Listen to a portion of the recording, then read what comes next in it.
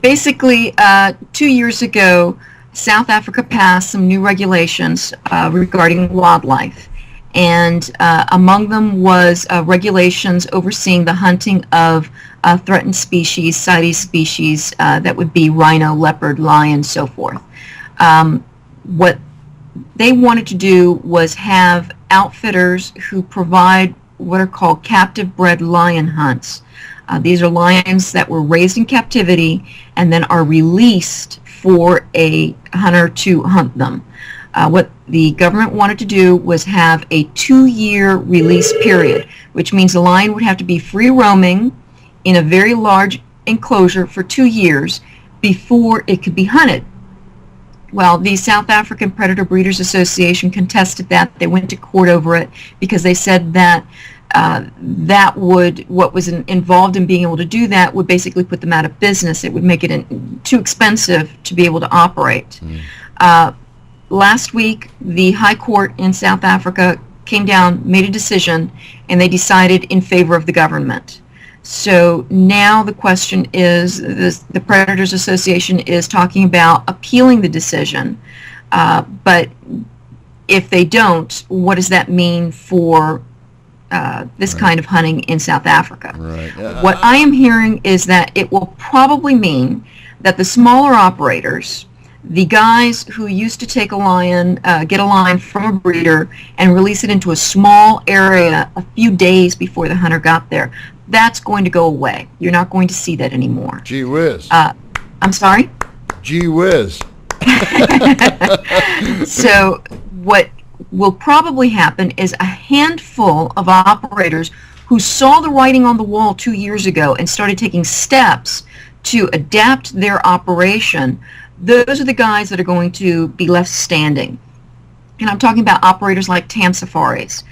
Tam Safaris 2 years ago began working with the government to develop a lion farm program that would work with these new regulations. Tam Safaris has about 20,000 acres. They are acquiring another 10,000 acres in which they will be releasing lions and letting the lions roam freely for 2 years before they're hunted. I have a subscriber who just got back from one of those hunts. He says that the terrain is very varied and mountainous, lots of valleys and river bottoms, that the hunting is done on foot, tracking lions in the soft sand in the river bottoms and in the rocky hills, stalking them by spot and stalk. He said that he had a great hunt. He saw numerous lions that he couldn't get on, that they tried to get on, lions that evaded them, and he eventually took a very, very nice lion, he says. And we're going to be posting a photograph on our website that you'll be able to see in the trophy gallery section at www.huntingreport.com. Right, it's right on the screen right now. Okay. Obviously, this hunt isn't for everybody. There are some guys that they're never going to want to take a lion, no matter how big the fenced enclosure is, and that's fine.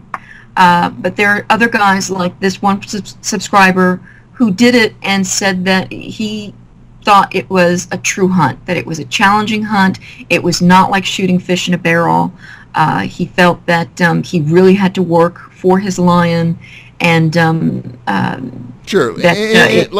Barbara, in defense of South Africa, and again, we're into an issue here that we're probably going to have to continue to another program. But in the defense of South Africa, and you and I have discussed this, South Africa is an amazing resource for the rebreeding of animals that have gone or taken off the list anyway. So the rhinos, the lions. I mean, South Africa does breed these animals, and it's necessary for them to do so. So what happens is now you have a large body of animals in which you need to do something with. And this is where it crosses over that maybe the fair chase line. And that's, again, this is going to be an issue that you and I are going to have to continue because it's deeper than I have time to actually go into today. But let's stay on this one. Maybe we can do a little more next week. Sure thing. Because no doubt about it, I know that you're going to get a lot of people contacting you about this. I'm sure that we can see it on the Hunting Report if we go there right now, right? I did. There is a bulletin posted on our website, and the lead story in our July issue is all about this particular court decision and what it means for lion hunting in South Africa. Okay.